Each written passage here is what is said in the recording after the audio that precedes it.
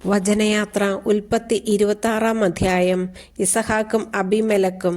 അബ്രാഹത്തിന്റെ കാലത്തുണ്ടായതിനു പുറമെ മറ്റൊരു ക്ഷാമം കൂടി ആ നാട്ടിലുണ്ടായി. ഇസഹാക്ക് ഗരാറിൽ ഫിലിസ്തീനരുടെ രാജാവായ അബീമേലെക്കിന്റെ അടുത്തേക്ക് പോയി. കർത്താവ് പ്രത്യക്ഷപ്പെട്ട് അവനോട് പറഞ്ഞു, ഈജിപ്തിലേക്ക് പോകരുത്, ഞാൻ പറയുന്ന നാട്ടിൽ പാർക്കുക, ഈ നാട്ടിൽ തന്നെ കഴിഞ്ഞുകൂടുക. ഞാൻ നിന്റെ കൂടെ ഉണ്ടായിരിക്കും, നിന്നെ ഞാൻ അനുഗ്രഹിക്കുകയും ചെയ്യും. നിനക്കും നിന്റെ പിൻതലമുറക്കാർക്കും ഈ പ്രദേശമെല്ലാം ഞാൻ തരും. നിന്റെ പിതാവായ അബ്രാഹത്തോട് ചെയ്ത വാഗ്ദാനം ഞാൻ നിറവേറ്റും.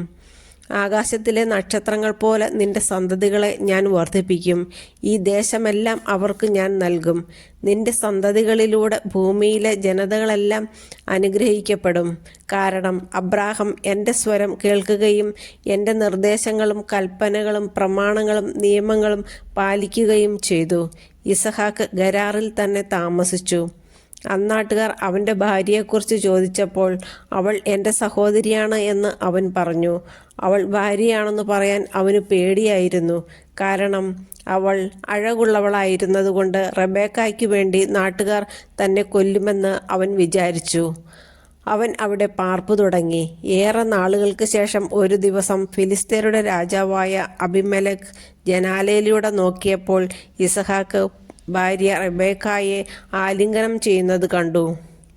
അബീമേലെക്ക് ഇസഹാക്കിനെ വിളിച്ചു ചോദിച്ചു, അവൾ നിന്റെ ഭാര്യയാണല്ലോ, പിന്നെ എന്താണ് സഹോദരിയാണ് എന്ന് പറഞ്ഞത്?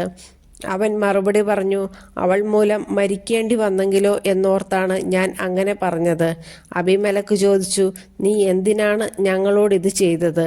ജനങ്ങളിൽ ആരെങ്കിലും നിന്റെ ഭാര്യയോടൊത്ത് ശയിക്കുകയും അങ്ങനെ വലിയൊരപരാധം നീ ഞങ്ങളുടെ മേൽ വരുത്തി വയ്ക്കുകയും ചെയ്യുമായിരുന്നല്ലോ. അതുകൊണ്ട് അബീമേലെക്ക് ജനങ്ങൾക്കെല്ലാം താക്കീത് നൽകി, ഈ മനുഷ്യനെയോ അവൻ്റെ ഭാര്യയെയോ ആരെങ്കിലും തൊട്ടുപോയാൽ അവൻ വധിക്കപ്പെടും. ഇസഹാക്ക് ആ നാട്ടിൽ കൃഷി ഇറക്കുകയും അക്കൊല്ലം തന്നെ 100 മേനി വിളവെടുക്കുകയും ചെയ്തു.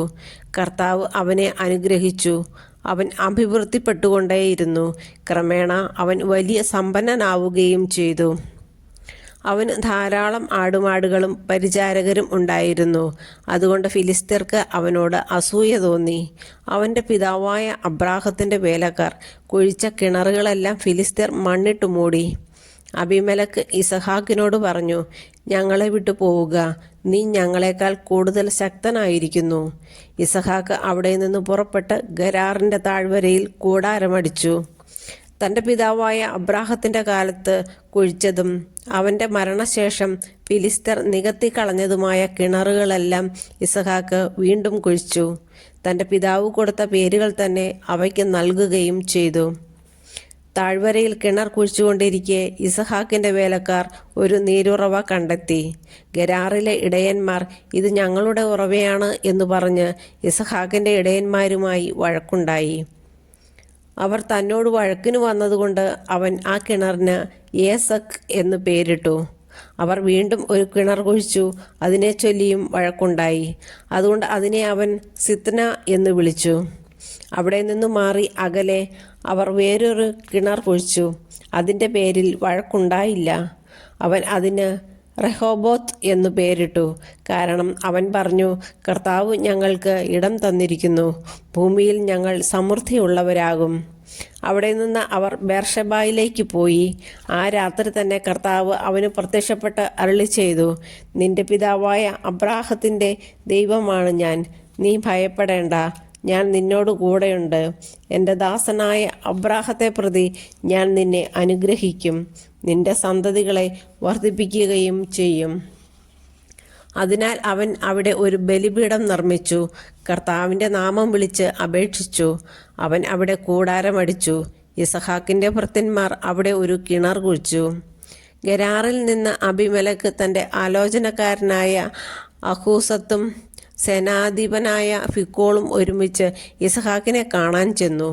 അവൻ അവരോട് ചോദിച്ചു, എന്നെ വെറുക്കുകയും നിങ്ങളുടെ നാട്ടിൽ നിന്ന് പുറത്താക്കുകയും ചെയ്ത നിങ്ങൾ എന്തിന് എൻ്റെ അടുക്കലേക്ക് വന്നു? അവർ പറഞ്ഞു, കർത്താവ് നിന്നോട് കൂടെയുണ്ടെന്ന് ഞങ്ങൾക്ക് വ്യക്തമായിരിക്കുന്നു. അതുകൊണ്ട് നാം തമ്മിൽ സത്യം ചെയ്ത് ഒരു ഉടമ്പടി ഉണ്ടാക്കുക, നല്ലതെന്ന് ഞങ്ങൾക്ക് തോന്നി. ഞങ്ങൾ നിന്നെ ഉപദ്രവിക്കാതിരിക്കുകയും നിനക്ക് നന്മ മാത്രം ചെയ്യുകയും സമാധാനത്തിൽ നിന്നെ പറഞ്ഞയക്കുകയും ചെയ്തതുപോലെ നീയും ഞങ്ങളെ ഉപദ്രവിക്കാതിരിക്കണം. നീ ഇപ്പോൾ കർത്താവിനാൽ അനുഗ്രഹീതനാണ്. അവൻ അവർക്കൊരു വിരുന്നൊരുക്കി. അവർ തിന്നുകയും കുടിക്കുകയും ചെയ്തു. രാവിലെ അവർ എഴുന്നേറ്റ് അന്യോന്യം സത്യം ചെയ്തു. ഇസഹാക്ക് അവരെ യാത്രയാക്കി. അവർ സമാധാനത്തോടെ അവനെ വിട്ടുപോയി. അന്ന് തന്നെ ഇസഹാക്കിന്റെ വേലക്കാർ വന്ന് തങ്ങൾ കുഴിച്ചുകൊണ്ടിരുന്ന കിണറ്റിൽ വെള്ളം കണ്ടെന്ന് അവനെ അറിയിച്ചു. അവൻ അതിന് ഷെബ എന്ന് പേരിട്ടു.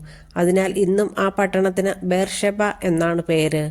40 വയസ്സായപ്പോൾ ഏസാവ് ഹിത്യനായ ബേരിയുടെ പുത്രി യൂദിത്തിനെയും ഹിത്യനായ ഏലോണിന്റെ പുത്രി ബാസ്മത്തിനെയും വിവാഹം ചെയ്തു. അവർ ഇസഹാക്കിന്റെയും റെബേക്കായുടെയും ജീവിതം ദുഃഖപൂർണമാക്കി.